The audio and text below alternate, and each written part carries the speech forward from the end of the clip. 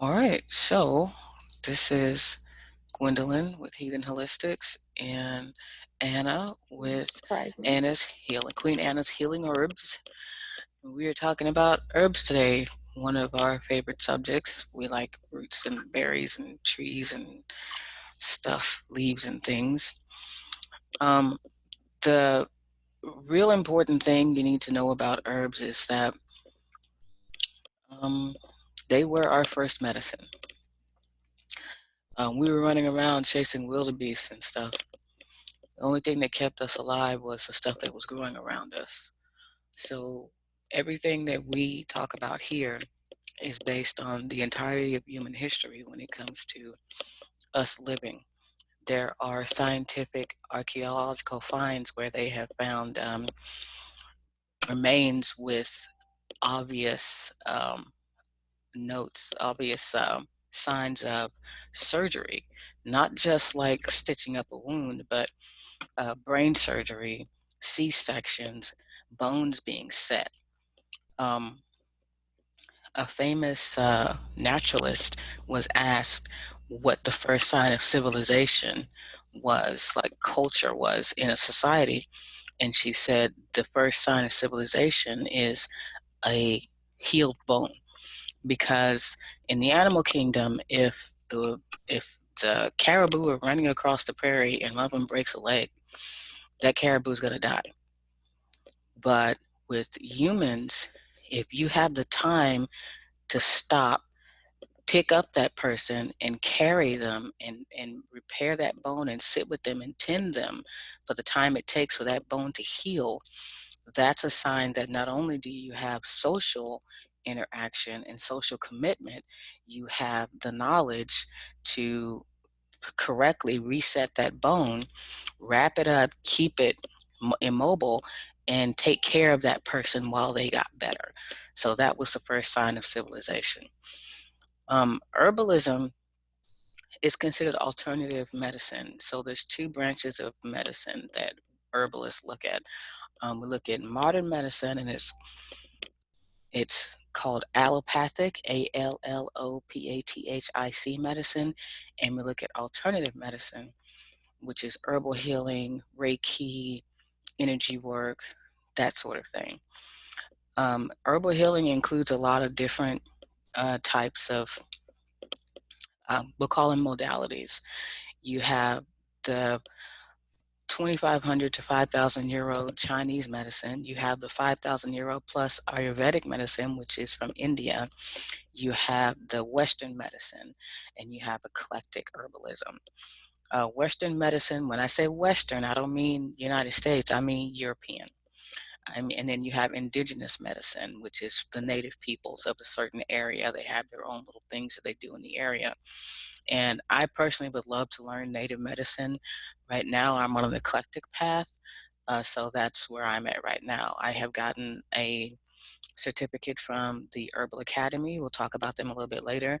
I've also gotten a certificate as a master healer from the Center for Excellence. It's a European base, but most of the rules and stuff are universal. Anna, can we talk about your herbal history? Can you hear me? Yep, can hear you good. Okay. Currently, I've been doing personal research on herbalism for years now. I recently started a class with online with the Herbal Academy, and then I'm also doing an in-person apprenticeship with my teacher, Brita.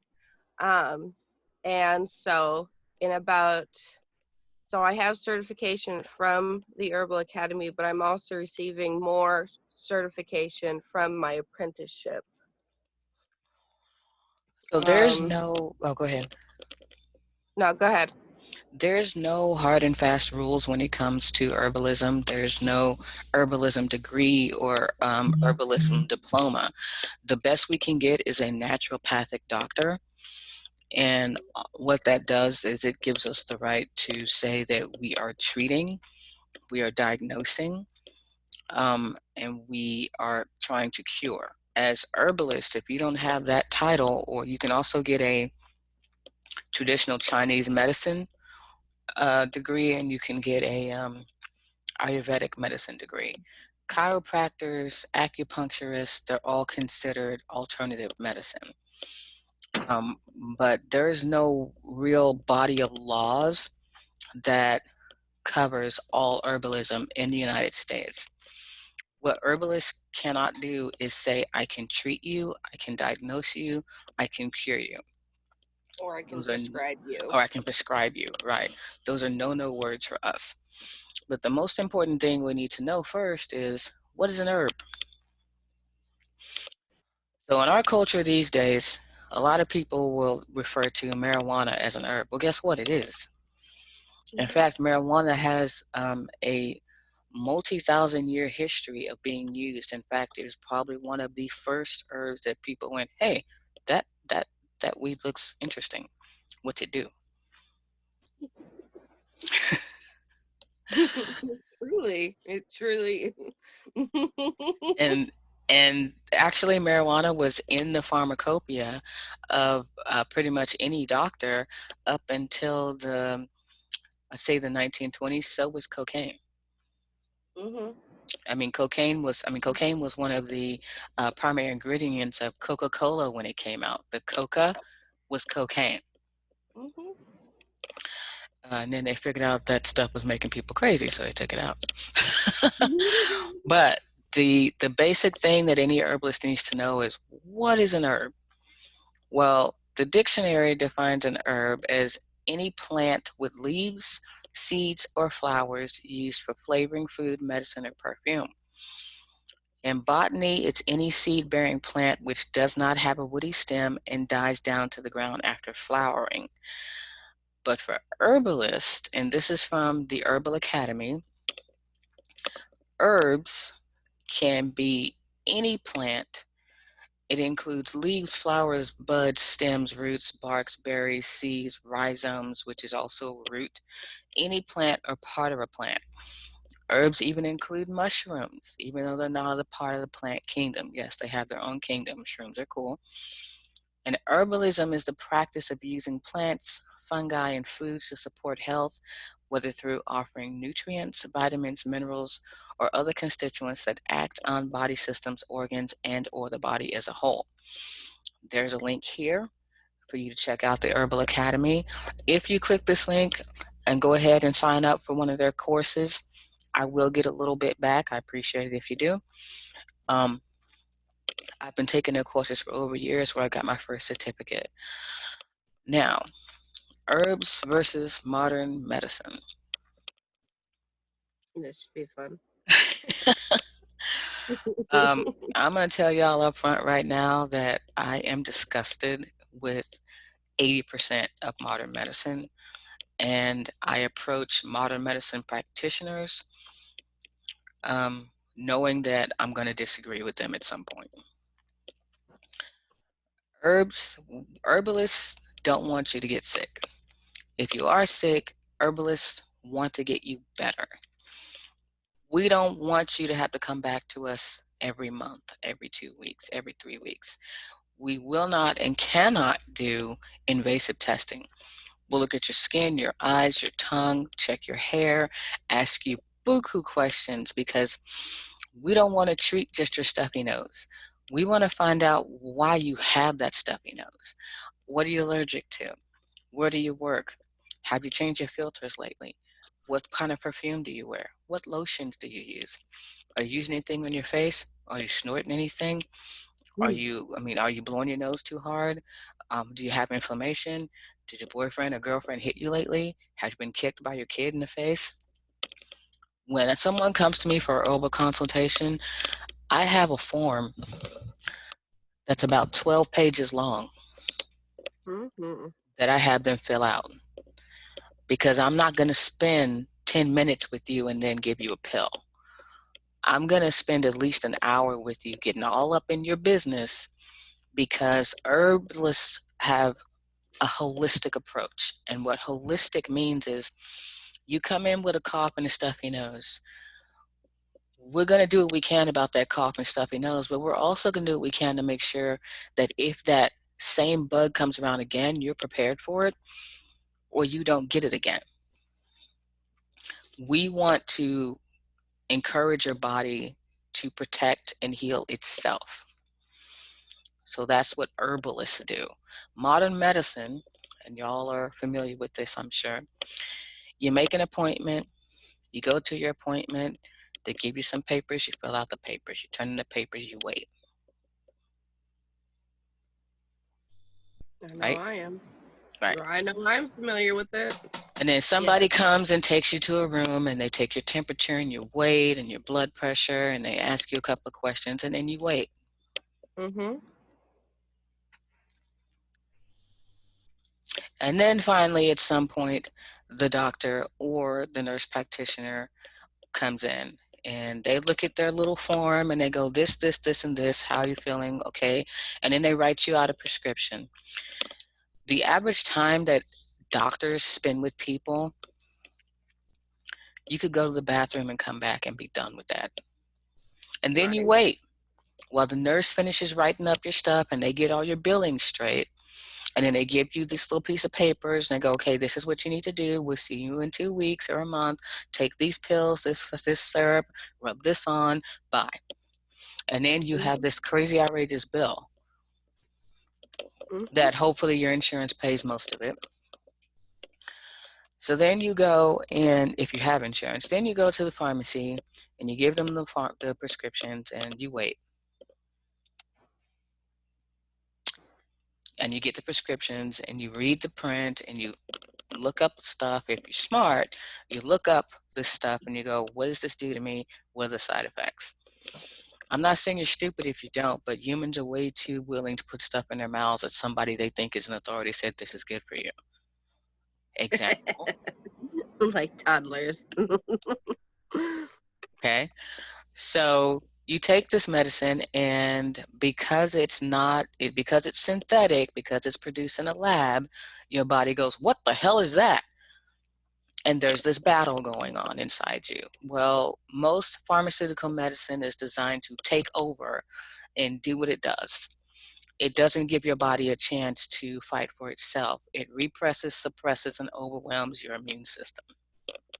That's why, ladies, when you take medicine for a yeast infection or you take antibiotics, you end up with a yeast infection. Because antibiotics are a hammer. They are a pile driver on your system. They don't target just what's wrong. They don't go straight to the infection. They kill off everything, good and bad germs in your entire body. And when that happens, your body has a fit. You get nauseous, you get diarrhea. Ladies, you get yeast infections because the good stuff that was keeping your body in balance, what's called homeostasis, has been wiped out by this pill that you're taking because you have maybe a lung infection or a sinus infection, or sore throat or an ear infection. So then you have to go get another pharmaceutical synthetically produced medicine to deal with the side effects of that medicine. You have pharmaceuticals that will cause sleepiness, that will cause wakefulness, that will cause nausea, that will cause paranoia, that will cause headaches. Some will even cause nosebleeds. Knock your hormonal balance completely off. And then you have to go get more medicine to feel better, or your family has to deal with you PMSing for a whole 10 days.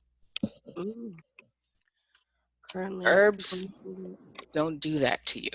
They work with your body to do what your body is fantastically designed to do. To keep you in a state of balance is what herbalists do.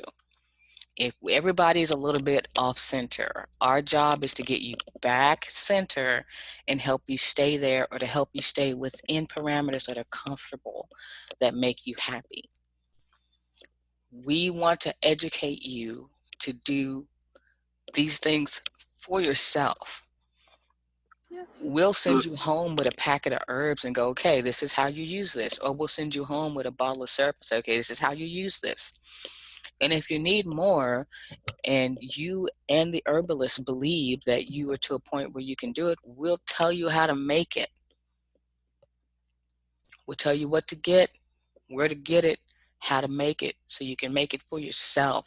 So then, herbalism, the difference between herbalism and modern medicine is herbalists and people that use herbs are taking personal responsibility for their care. In modern medicine, you put responsibility for your care on that MD or that PhD or that nurse practitioner. So that is the biggest difference between herbs and modern medicine. Anna, do you have anything to add? Um, yeah, I completely agree. And I mean, God, part of me wants to bring up birth control at this point, but Go ahead. you Bring it up, know, girl. Make the point. yeah, birth control is one of my biggest, like antibiotics is one of my biggest frustrating conversations, because we go in to doctors and we want to know, first we want to know how we can have sex without getting pregnant every single month. And then after that, but the problem that we don't understand is after that, these chemicals that we're putting in our bodies, these synthetic hormones and these synthetic suppressors, are doing so much more to our body. Like, really, what did you expect when you put the pill Synthetic in your mouth, estrogen in your body. in Yeah. your it's synthetic estrogen in your body for 5 years, and suppressed your ovulation, your period, all of your natural cycling? Did you think that your body would just bounce back after 5 years and be able to do it all over again when you were ready?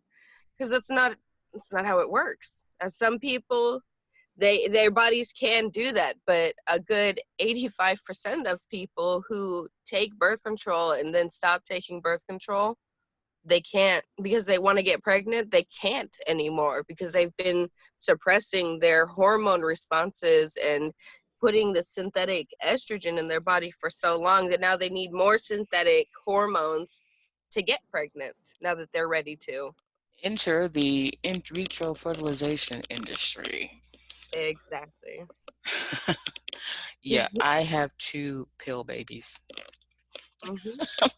Yep, my two oldest And kids are pill babies. look, and I have no pill babies. However, I am one of the sufferers of PCOS and low grade endometriosis, Listen, and a please complete define PCOS for those that oh, don't know what it is. PCOS is polycystic ovarian syndrome. Polycystic ovarian syndrome is when a woman's ovaries ovulate every month. However, when she ovulates every month, she develops a larger cyst than normal on her ovary. And then endometriosis. Gwen, you're gonna have to help me with this one, because I don't fully remember the definition of endometriosis. So, Endometriosis is when material from your lady parts exits the lady parts and gets into places it shouldn't be. It's causing excessive pain and excessive mhm, bleeding during your cycle and excessively long cycles.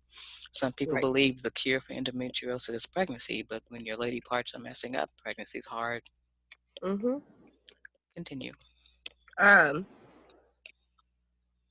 and with these things, I ended up with polycystic ovarian syndrome and endometriosis from my years of being on birth control. Um, Birth I control developed also caused you kind of mental issues, didn't it? It does. Now, I also have a significant hormone imbalance right now, where I have medium estrogen and I have very high testosterone. And if I try and take birth control now, it causes me very significant emotional distress. I start acting very manic, very start having Aggressive. very emotional, very very strong emotions. What'd you say, Gwen? Also makes you highly aggressive. It does. It makes me very highly aggressive and combative. Um, at this point, I cannot take any birth control without becoming highly aggressive or highly combative and highly emotionally unstable. However, I'm now considered infertile. So, because even though I ovulate, I develop a large cyst about the size of a golf ball on my ovary. And so that cyst kind of swallows the mature egg that my ovary is trying to push out instead of it releasing properly. And so with that, I'm not actually dropping any eggs. When I ovulate, I'm just in horrible pain.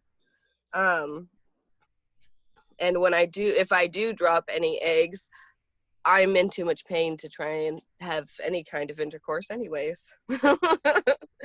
um, but back to what I was saying, which is that I developed these problems while being on birth control. And with PCOS, I developed PCOS from the Mirena birth control. And I think that birth control lasted in my body maybe 8 months. And I And it's rejected supposed it. to be 5 years. It's supposed to be a 5-year birth control that sits in your uterus. And it lasted 8 months in my body because I was in such horrific pain that um, that I made them take it out early. So, Because as the hormones released and started attempting to shut down my ovulation cycles, my body rejected the hormones that were being put into my body. And so in response, my cysts on my ovaries started getting larger. so that's the difference. What are you doing now for your cyst instead of taking birth control or modern medicine, the herb regimen that you and I came up with to help you with this? What are you doing now? Um, so right now I am taking Vitrex to help my hormone balance try and regulate itself out. I am taking Now let's use the common name of Vitrex, because remember how you confused me with it? chasteberry, Okay. powdered chasteberry. And then I am also, excuse me, I'm also using yarrow flowers. I eat soybeans, or it's miso, but miso is made from soybeans, which are very high in estrogen, which helps combat my significantly high testosterone. Um, I take a tea of ashwagandha and valerian for any cramping or pain. And you're also on CBD? I'm also on CBD. I take 750 milligram um, servings once to 3 times a day of my CBD tincture or oil. I think it's an oil, Or isn't it? it's an oil, but I think it's still considered a tincture. It's just oil based. Yeah. So that's the difference between herbs and modern medicine. Now, on the herbs, do you have the high aggression? Do you have the pain? Do you have the side effects that you do on pharmaceuticals? No, I do not. I still, because of the estrogen supplementation with the soybeans and other herbs, I do become weepy occasionally. And sometimes if I over supplement estrogen into my diet, I become weepy and emotional, and I can have elongated light periods. But other than that, no, I don't have the same aggression. I don't have the same volatile emotional instability. Um, and I don't have the same just basic aggression towards anything and everything. Good. All right, so we're going to move on to our next slide, which is rules and regulations. I mentioned some of these before. As an herbalist, you cannot diagnose, treat, prescribe, or say you can cure anything. Okay?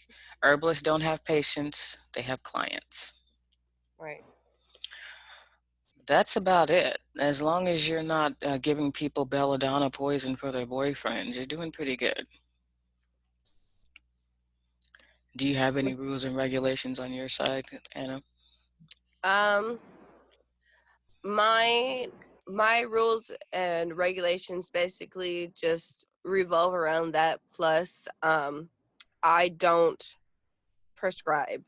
I recommend. Prescribe. We recommend, we suggest, we educate. Yes. Those are words we can use. I recommend, I suggest, I educate. We don't do treatments, we do regimens, we do teas, we do programs, right? Right. We do Right. herbal programs, we do herbal consultations, Yes. okay? So if you are wanting to become an herbalist, these are the things you need to understand, the words that you can use.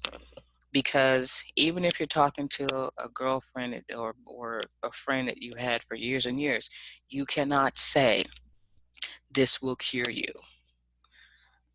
Okay? You can't say Right. that. No. You can say, this will help. This will support.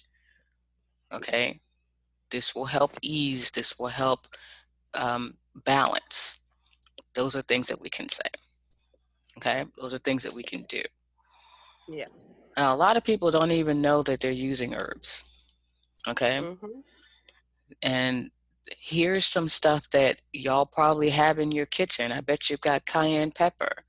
I bet you've Mm-hmm. got garlic. I bet you've got ginger.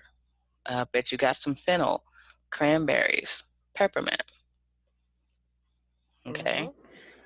These are all herbs that people don't even realize that you may be using these spices in your kitchen and not even know. Mm-hmm. So use what you got when it comes to herbs. Okay. The herbs that I absolutely have to keep. All right. Garlic, ginger, turmeric.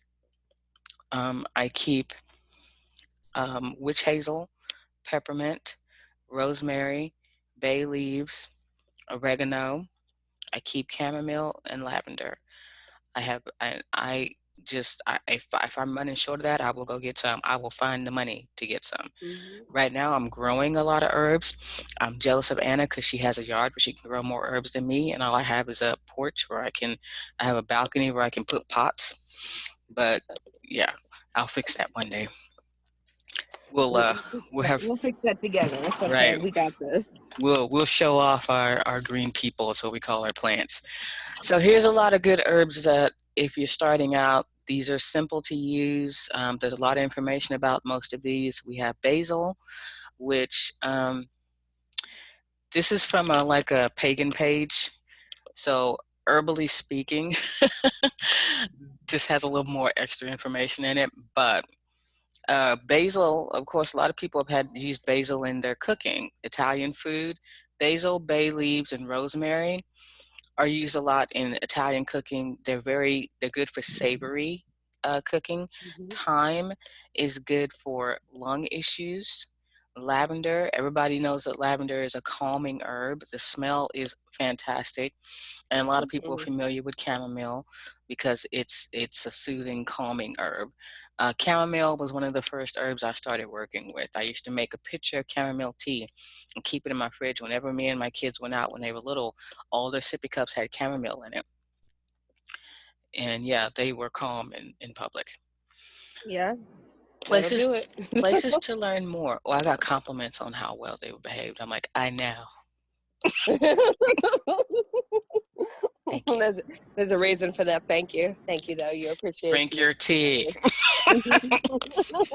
Okay, learn some more stuff. Study. Even Mhm. myself, being a master herbalist, I am still studying. I'm taking a cannabis course right now um, at the um, Oh, at the Center for Excellence, and I'm also taking even though I have a master diploma. I'm taking the intermediate course at the Herbal Academy. You can never know it all. This is tens of thousands of years of history. Keep learning. Scott Cunningham, Nicholas Culpeper, Marjorie Gladstar, Mrs. M. Grieve. I just bought a Culpeper and I bought M. Grieve's Herbal today. I'm going to go pick that up from the Amazon locker tomorrow. I'm so excited. Yes.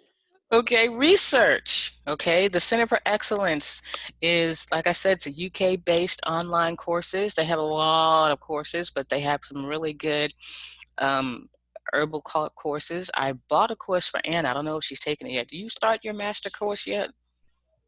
For the cannabis or for the regular herbalism? For the master, the herbalism. Yes. Okay. Have you started with the Herbal Academy? I thought those were the same. No, they're not the same. Okay. So, I have started with the Herbal Academy. I have not started with the other one. Okay, because the course that I bought you was the one at the Center for Excellence. Okay. Okay, and then Google it. Okay, but you have to be careful about your Google sources. Okay, don't go to I picked this out of my yard.com. Please, please, Right. please Please. cross check your stuff. Mm-hmm. I'm in a couple of different Facebook herb groups. I think Anna is too. Yes. All right. Another good way to learn more is to do it. Sometimes you put some stuff together and you're like, okay, I'm not sure about this.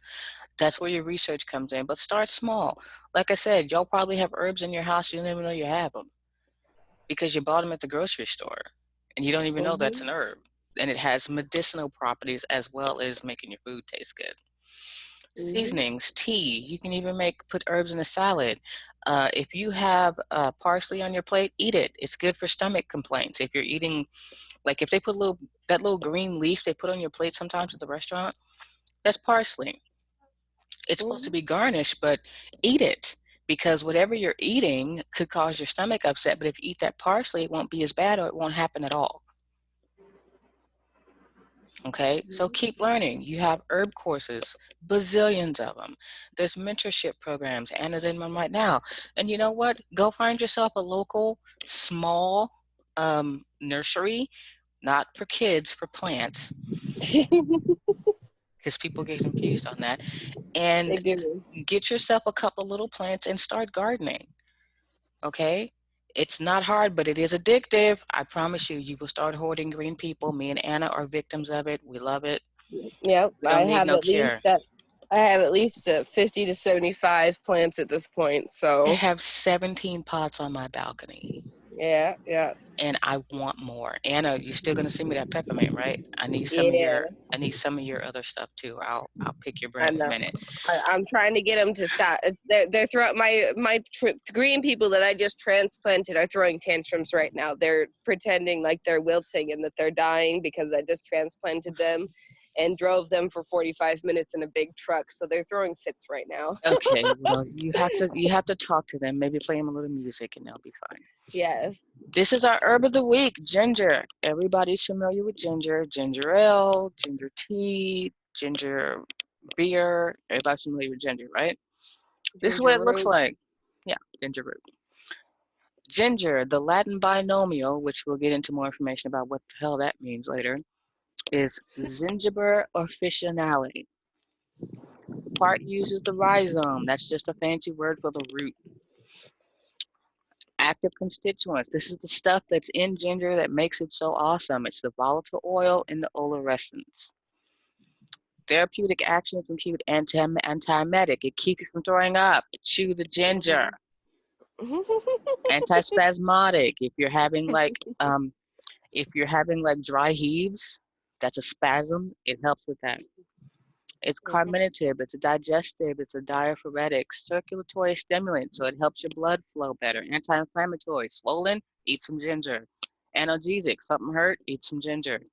Expectorant, chest and nose is all stopped up, eat some ginger. Immune system tonic, helps your body heal itself. Antimicrobial, kill them germs. It's also a managogue. Managogues are a specific group of herbs that are good for, are used for women and women type complaints. Mhm. Okay. Um, this is the information from the Center for Excellence. And all these terms and references will become more familiar to you as we go on. But ginger is a warming aromatic digestive which calms the system, eases pain and nausea, vomiting, griping, which is just a general feeling of blah, wind, Mhm. and bloating. So if you're swollen from whatever you've been doing, drinking, eating, snorting, smoking, it can help with that. Also helps with gas. Okay, it can be used in cases of diarrhea, IBS, which is, why is my brain blank? Anna, help me. Irritable bowel syndrome. Thank you. During and after upset stomachs and tummy bugs. So if you get that stomach flu, ginger, Mhm. tea, food, chew it, smell it. It's good. It promotes appetite. So if you're not having much of an appetite, a little bit of ginger will help you feel hungry and encourages your normal digestion. It helps your digestive tract, your digestive system do its job better. Okay. Mhm. It is beneficial in nausea and vomiting due to motion sickness. When I was driving from Texas to Florida, I didn't know that I would get motion sick. I'd never been motion sick in my life. Guess what? I got motion sick. Yeah. We had ginger candy, and that helped me, kept me from throwing up for 1,500 miles. It was nice. Morning sickness. If you're pregnant and you're sick in the morning and you're sick of being sick, make yourself some ginger tea and leave it by the bedside table. Sip that when you wake up in the morning. And post-operative nausea and vomiting too. So if you've had to have some surgery, which unfortunately is often necessary, and they want to give you, was it stuff they give you? Was it Finagrin? Make yourself It's some ginger. Finnegan Ugh, or Zofran. yeah, make yourself some ginger tea. It tastes better. Okay, it's also used for stimulating the circulatory system. So if you have this sluggishness going on, brain fog, it helps push your blood, helping those with poor circulation and issues such as chilblains and Raynaud's. Raynaud's syndrome is, my sister has it. She has lupus, and Raynaud's syndrome is one of the things that came out of it. Raynaud's syndrome is you're always cold. It doesn't matter how warm it is outside, you're cold. That's poor circulation issues, a sluggish circulatory system. Ginger helps with that because the better your blood flows, the better we as warm-blooded humans can stay warm. Okay? Yep. It's a wonderful warming aromatic for use during coughs and colds, helping the body to bring up mucus while easing spasm. So if you have a cold and you've got junk in your lungs, you're gonna cough. Ginger helps you cough so it doesn't hurt so much, but also makes your coughs more productive to get that junk out of your lungs. Okay? It's very good for managing fever when you can't move past the chill phase. When you have a fever, it's your body's way of trying to kill off um, whatever is making you sick. So herbalists will not try to bring your fever down. What they'll do is try to manage your fever to keep it from getting too high. Ginger is one of the things we use to do that. It's an impressive antimicrobial and it makes it applicable across a variety of infections. Anti-inflammatory and can be used for inflammation across the body, including in the joints. Anna, don't you include ginger in your arthritis paste? I do, yes. Okay. Um, it can also help promote menstruation when this is delayed or scanty, which means if you're having a trickle period and you want to get that thing over with, drink some ginger tea. Warming analgesic nature makes it useful both internally and externally for period pains. Eat the ginger.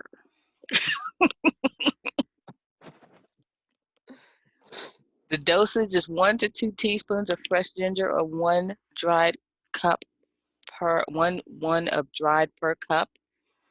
Boiled water to make an infusion, taken up to 3 times a day. You can also take 1 to 3 milliliters of a 1 to 5 tincture, taken up to 3 times a day. Now, y'all, I know some of these terms are confusing. Don't worry. If you come back and talk to us about this later, we'll be specific about some of this stuff. Hang on.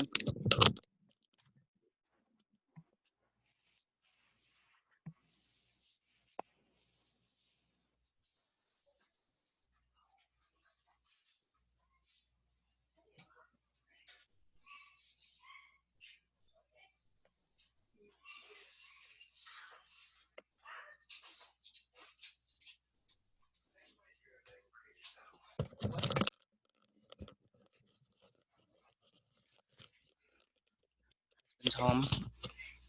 We'll Mhm. get into the details and the specifics of all this stuff later on very soon. Ginger mint tea is one of my favorite things. My son swears by it. It's good for colds, flu, body aches, sore throat, stuffy head, sinus blockages, upset stomach, and digestive issues. To make this tea, you need fresh ginger root, mint leaves, honey, and apple cider vinegar. Chop or grate the fresh ginger root until you have about 2 to 3 finger pinch. Now, this is how I measure by fingers. This is a 1 finger pinch, 2 finger pinch, 3 finger pinch. See? Mhm. Okay. Use 1 capful of apple cider vinegar per cup, 8 to 12 ounces of water.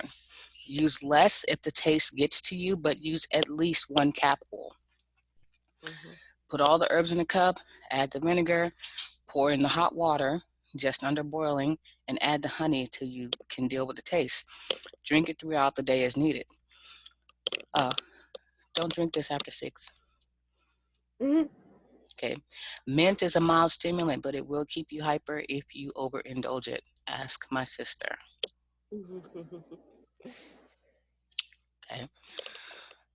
Uh, you can do substitutes. That's the beautiful thing about herbs. If you don't have fresh ginger, go to your spice aisle, get some ginger powder or some ground ginger. Any store-bought mint tea, okay? Celestial Seasonings, Bigelow's. Use 1 to 2 bags. It's in the coffee and tea aisle. Peppermint is slightly stronger than spearmint. All right, you can use brown sugar. You can use normal sugar if you're allergic to honey or you don't like the taste of honey. You can also use agave nectar. Okay, so there are other things you can use to get this tea made. You don't have to have the herbs freshly right there. Speaking of herbs freshly right there, hold on.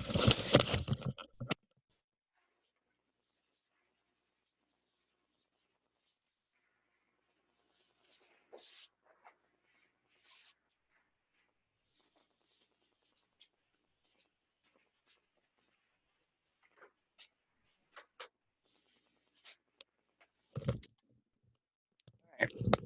So I'm getting ready to make a ginger tincture. So this is just one of the ginger roots I picked up last night at the grocery store. This is in the produce aisle.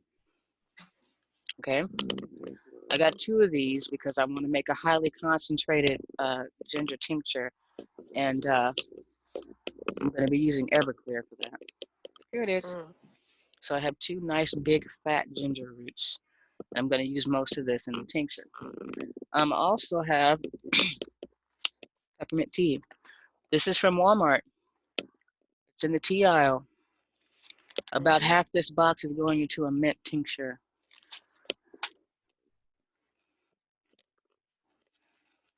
I can never find the little open it here thing. They don't mark it like they used to. Daggone box makers. No, right? They don't want you in this box. They just want you to Mm-mm. look at it. They want you to pay for it and look at it. So this is what it looks like. And what I'm going to do is I'm going to take this little tea bag. I'm going to cut it open. Dump it in a jar along with a bunch of his friends and pour some vodka on top of it. Shake it up and put it in my cabinet for a week. That's how you make a tincture. Okay. Also, talking of quick and dirty, garlic,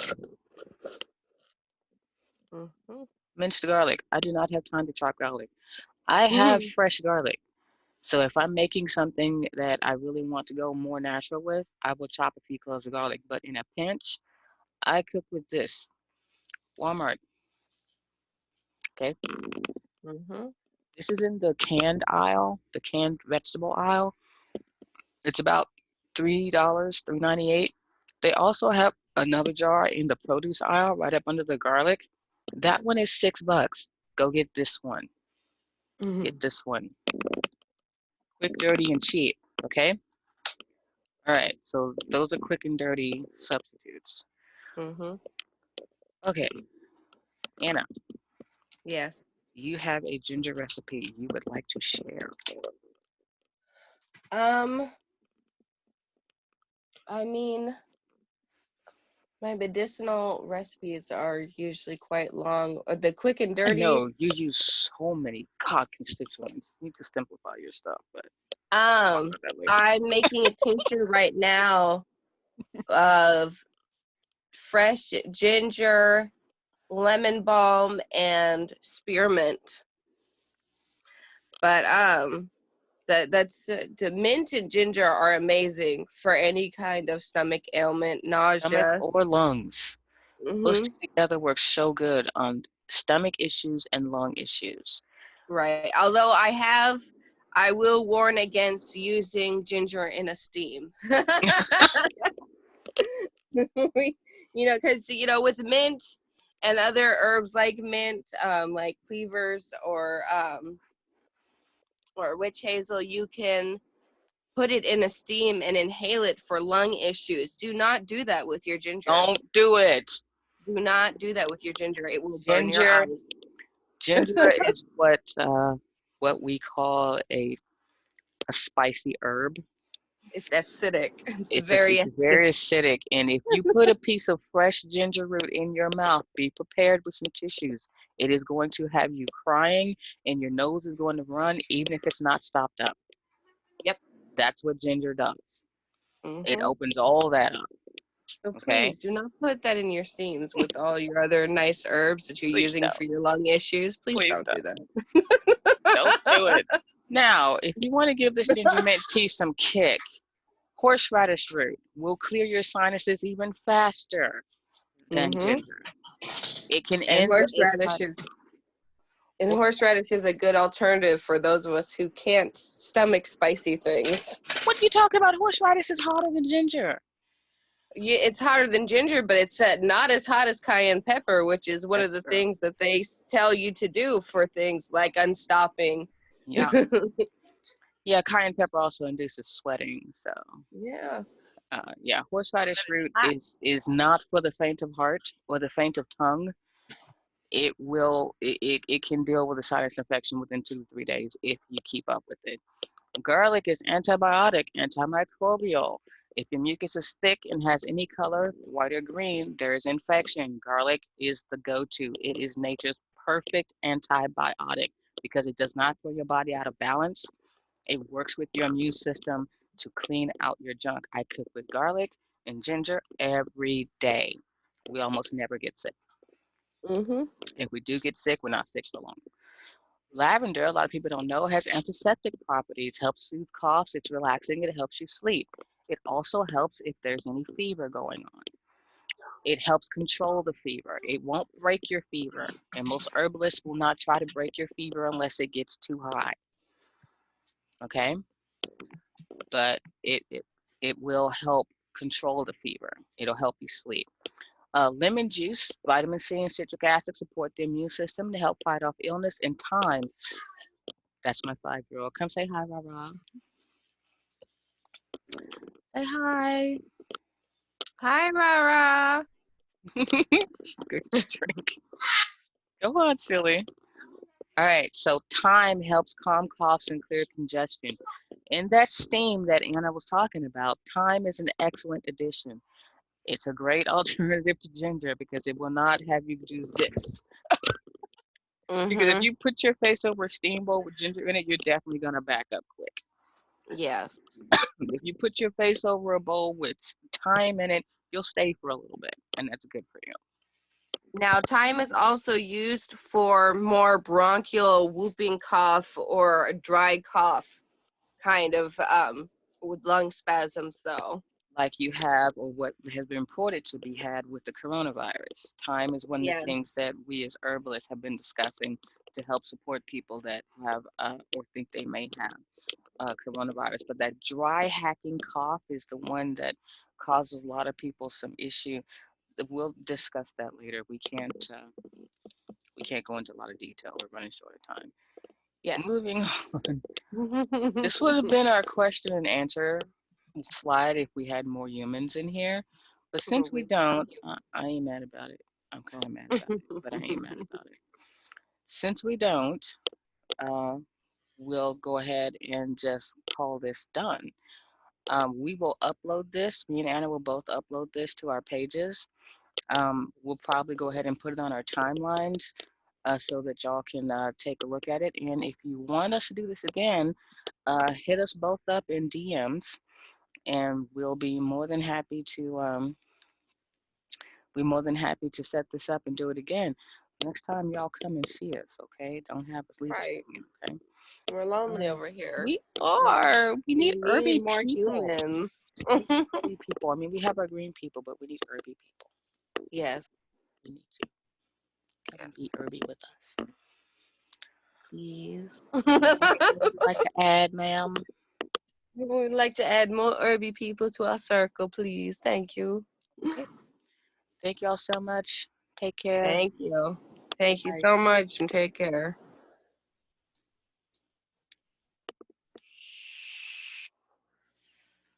All right, we're leaving meeting.